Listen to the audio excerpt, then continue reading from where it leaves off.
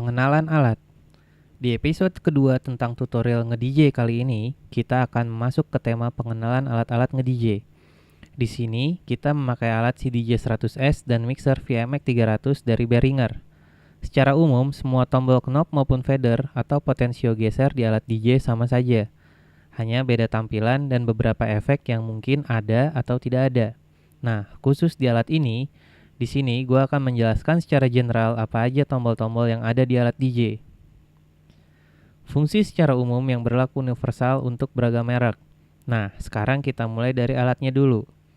Ini ada Pioneer CDJ 100S. Di sini, kalau kita lihat tampilannya di belakang, ada colokan line output audio untuk ke mixer. Ada kabel power, lalu ada tombol powernya. Kita tekan tombol power untuk mengaktifkan alat. Selanjutnya, pada bagian atas CDJ ada display atau layarnya. Semua CDJ rata-rata ada layarnya. Fungsinya sebagai tampilan untuk memberitahu nomor track, waktu, menit dan detik, atau efek yang sedang diaplikasikan ke alat. Karena CDJ 100S masih menggunakan media CD, kita masukkan terlebih dahulu CD audio. Setelah CD dimasukkan, tampilan pada layar CDJ akan menginformasikan tentang nomor track, dalam kasus ini track nomor 1, dan informasi tentang faktor pengalih tempo. Tempo 0 berarti lagu diputar berdasarkan tempo asli dari lagu. Next, tombol eject untuk mengeluarkan CD. Berfungsi untuk mengganti lagu yang ada di CD lain. Tekan tombol ini dan CD akan keluar otomatis. Lalu, masukkan CD lain untuk memainkan lagu yang lain. Informasi tentang lagu di CD akan terlihat di layar. Selanjutnya, tombol master tempo. Master tempo itu fungsinya untuk mengunci chord asli lagu walaupun tempo dirubah naik atau turun. Bila dinaikkan, maka suara vokal pada lagu tidak akan terdengar seperti chipmunk. Kemudian slider tempo. Di sini fungsinya merubah BPM atau tempo lagu. Sebelumnya gue nyalain dulu mixernya. Contohnya begini. Gue naikin slider ke atas, tempo berubah jadi lebih pelan. Gue turunin ke bawah, temponya jadi lebih cepat. Fungsi ini akan berkaitan dengan materi speed hunting untuk menyambung lagu tentunya.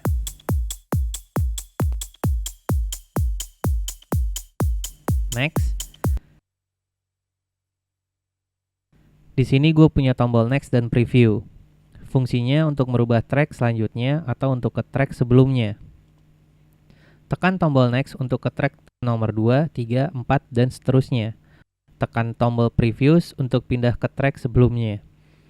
Di bawah tombol tadi ada dua tombol search untuk fast forward atau maju dan rewind untuk mundur. Contohnya, contoh fast forward atau maju. Perhatikan indikator waktu. Setelah ditekan, waktu akan menjadi lebih cepat. Tekan tombol sebelahnya untuk memundurkan waktu atau rewind. Perhatikan tampilan waktu berubah jadi mundur. Tombol selanjutnya yaitu tombol Q. Q berfungsi sebagai acuan titik awal lagu. Sebelum memixing lagu, kita biasanya harus mengecek lagu terlebih dahulu, menyamakan ketukan atau beat match dan speed hunting untuk menyamakan BPM. Fungsi Q tadi saat lagu di deck sebelah sedang dimainkan untuk menyambung lagu selanjutnya. Kita cek lagu menggunakan tombol play dan untuk mengulang dari awal lagu yang akan disambung menggunakan tombol Q.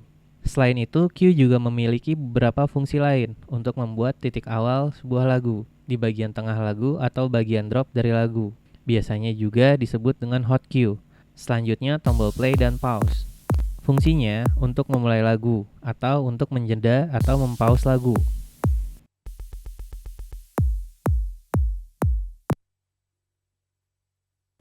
Selanjutnya ada tombol efek zip, jet, wah, dan hold. Ketiga efek ini diatur menggunakan jog dial. Nah, jog dial fungsinya untuk ngebending lagu biar lebih cepat sedikit atau untuk menurunkan kecepatan lagu jadi lebih pelan sedikit. Nah, selain itu, jog dial juga berfungsi sebagai pengontrol efek. Contohnya begini. Pertama, efek jet. Putar jog dial searah jarum jam atau kebalikannya.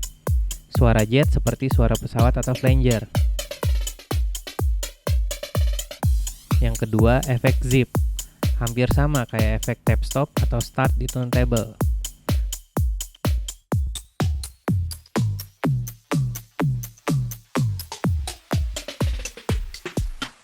Lalu yang ketiga, wah.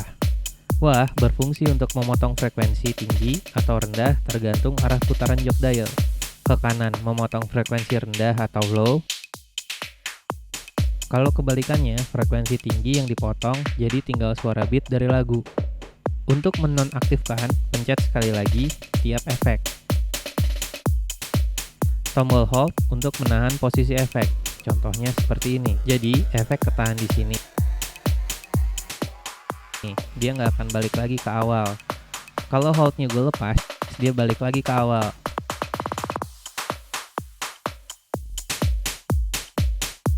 Nah, di sebelahnya ada tombol time mode atau auto cue. Time mode fungsinya untuk merubah waktu lagu. Perhatiin layar, dari 0 mulainya dan maju. Kalau kita tekan sekali lagi time mode, waktu berubah jadi mundur. Sangat berfungsi untuk mengetahui posisi lagu tinggal berapa lama lagi sebelum habis. Di tombol yang sama juga memiliki fungsi auto cue. Auto cue itu berfungsi untuk menentukan titik awal lagu saat lagu baru di-load atau saat CD baru dimasukkan, sehingga lagu tidak langsung berputar. Contohnya seperti ini. Gue nonaktifin dulu auto cue-nya. Masukkan CD. Bila tombol auto cue tidak diaktifkan, lagu akan langsung diputar saat lagu di-load. Bila auto cue diaktifkan dengan cara menahan tombol beberapa detik sampai keluar logo AQ di layar, lagu tidak akan langsung diputar. Gue masukin lagu otomatis berhenti. Itu fungsi auto cue. Auto cue berlaku pada CDJ dengan media CD, USB, atau menggunakan MP3. Bisa juga menggunakan software mixing dari komputer.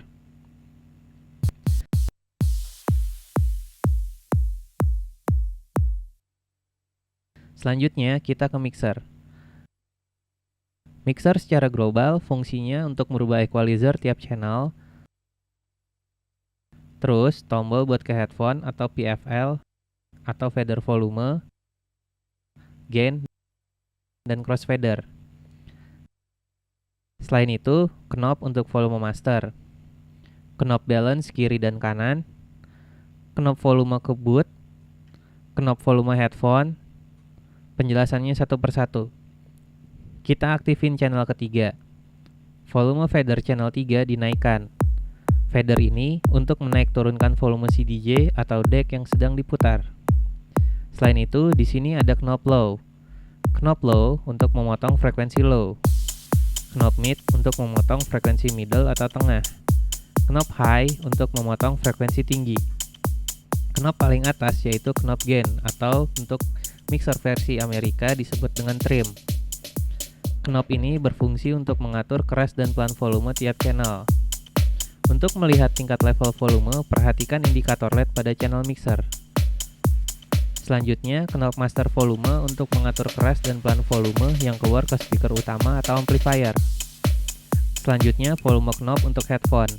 Berfungsi untuk mengatur volume pada headphone. Contohnya seperti berikut. Perhatikan suara di headphone. Selanjutnya ada knob mix, fungsinya untuk memix lagu satu dan lagu sebelahnya. Pada headphone. Pada posisi tengah suara dari channel 1 dan channel 2 sama-sama terdengar di headphone. Bila diputar mentok ke kiri, hanya suara dari channel yang tombol PFL-nya aktif yang terdengar. Untuk mengaktifkan suara pada headphone, tekan tombol PFL pada channel yang ingin kita dengar suaranya di mixer. Next, slider crossfader. Ini fungsinya untuk pindah posisi channel ke kiri atau kanan. Pada VMX 300, crossfader fungsinya hanya untuk channel 2 dan 3. Contohnya begini, fader full di sebelah kiri, suara yang keluar hanya dari channel atau CDJ sebelah kiri. Saat fader dipindah full ke kanan, tidak ada suara yang keluar. Saat posisi fader full kiri, walaupun volume fader channel kanan dinaikkan, tidak akan ada suara yang keluar dari channel kanan. Sekarang kita geser ke posisi tengah, channel kanan keluar suaranya. Pada posisi tengah ini, dia berlaku normal. Selain itu, pada VMX 300 terdapat switch untuk berpindah dari Pono ke line. Pono adalah input untuk turntable, line untuk input dari CDJ, handphone atau dari sumber musik lainnya. Selain itu, ada tombol expect Q. Fungsinya untuk mengaktifkan efek surround pada output master dari mixer sehingga suara jadi lebih lebar. Namun tombol ini tidak terdapat pada semua jenis mixer. Sekian episode pengenalan alat kali ini. See you next time.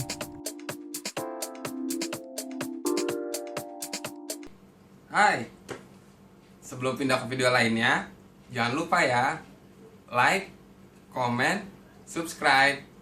See ya.